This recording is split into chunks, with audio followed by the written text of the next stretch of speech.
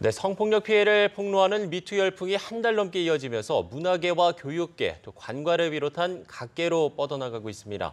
이번에는 초중고교 시절 성폭력 피해 경험을 공유하고 나서는가 하면 개강을 앞둔 대학가에서는 이른바 여혐 게시물을 공유하는 공간이 등장했는데요.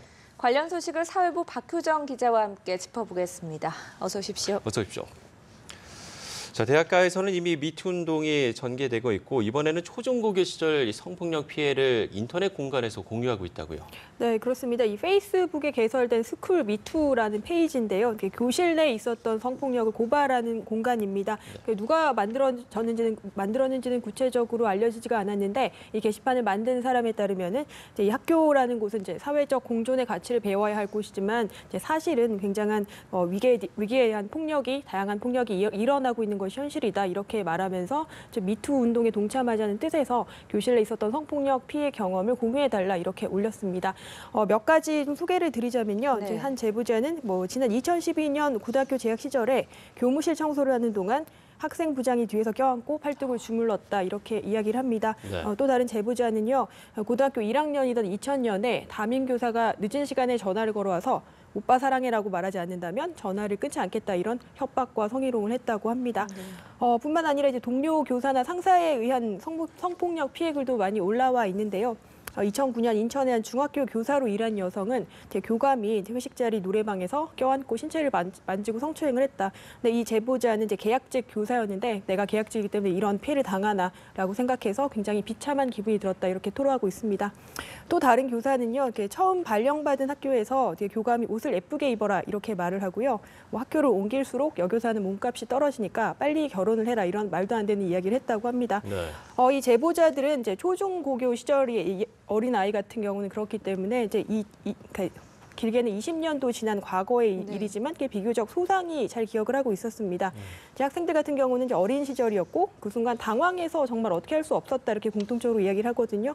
나중에 부모님을 통해서 문제 제기를 했지만 학교 측에서 덮었다 이런 이야기도 많이 있습니다.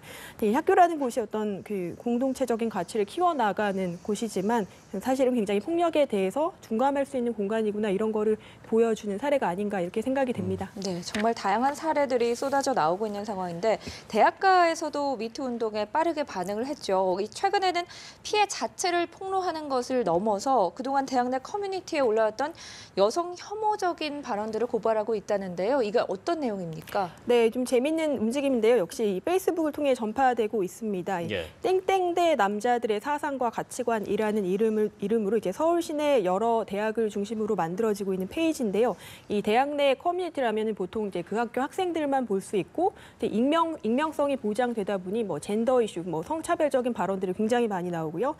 또 여성 혐오적인 글들도 많이 올라오는 게 사실입니다. 예. 근데 이런 것을 공개 고발하는 취지라고 해석이 됩니다. 어떤 게 올라와 있나 살펴봤더니요. 한 게시판에는 여고생을 만나는 것은 소아성애가 아니라 정상적이다. 왜냐하면 여고생은 2차 성징이 끝났기 때문이다. 이런 말이 있고요. 또 이제 성별 수능 점수표를 올려놓고서 여자치고 공부를 잘했다. 이렇게 동기 여학생을 폄하하는 이런 글도 발견이 됐습니다. 그러니까 지금 이어지고 있는 미투 운동과는 조금 결이 다른데요. 네. 단순히 특정인에게 당한 성폭력 피해를 고발하는 것에 그치지 않고 그간 대학 내 커뮤니티에서 있어왔던 여성 혐오적이거나 그릇된 성인식을 담은 글들을 찾아내서 고발하고 거기서 문제 제기를 하는 이런 뜻이 담겨 있다고 보면 되겠습니다. 그동안 서지현 검사의 폭로로 여러 차례 피해 사례가 나왔고 또 본격적인 수사가 진행된 부분도 있지 않습니까? 이 부분도 좀 정리를 해주시죠. 네, 그렇습니다. 이제 미투 운동에 첫 구속된 사례가 있었는데요. 경남 김해에서 연극이 있는데 극단 번작이라는 극단을 운영하는 조증윤 씨입니다. 지난 2일 구속이 됐고요. 혐의를 살펴보시면 2007년부터 2012년 사이 당시 16살, 18살이던 미성년 단원 2명을 사무실과 승용차 등에서 수차례 성폭행하고 성추행한 혐의를 받고 있습니다. 네. 이 피해자들이 미성년자이기 때문에 공소시효가 완성이 되지 않았고요.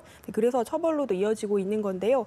조 씨는 구속 전 피해자 신문에 출석해서 성관계를 인정하면서도 서로 호감을 갖고 있었고 강제성은 없었다 이렇게 주장을 해서 더욱 여론의 지탄을 받고 있습니다. 그다음에 그 연출가 이윤택 씨, 그다음에 배우 조민기 씨도 네. 뭐 물망에 오르고 있는데요. 근데 이윤택 예. 씨 같은 경우는 지금까지 알려진 피해 사례가 2013년 6월 이전입니다. 그러니까 이제 처벌 의사가 있어야만 수사할 수 있었던 당시의 옛날 이야기들이기 때문에 네. 이제 실제 처벌이 될 수 있을까 이런 관측이 많이 나오고 있는 게 사실이거든요. 근데 일단은 그 폭로에 동참했던 극단 미인의 대표인 김수희 씨를 포함해서 16명이 고소장을 검찰에 제출을 했고요. 근데 검찰은 이 사건을 경찰로 내려보내서 수사 지휘를 하고 있습니다. 이 사건은 변호인만 101명이 참여하고 있고요. 또 여성단체랑 함께 피해 사례를 같이 수집을 하고 있기 때문에 최근 사례, 그러니까 이제 친고죄 조항이 폐지된 2013년 6월 이후의 사건들을 수집을 한다면 실제 처벌도 가능할 것으로 보고 있습니다. 예. 네. 마지막으로 이 배우 조민기 씨도 잠깐 말씀을 드리면요. 네. 조만간 경찰 조사를 받을 것으로 보입니다. 이제 지방의 한 대학 교수로 있으면서 제자들을 수차례 성추행한 의혹을 받고 있는데요. 그 지금까지 알려진 그 SNS를 통해 알려진 글이 피해를 폭로하는 글이 굉장히 구체적이고 일관됩니다.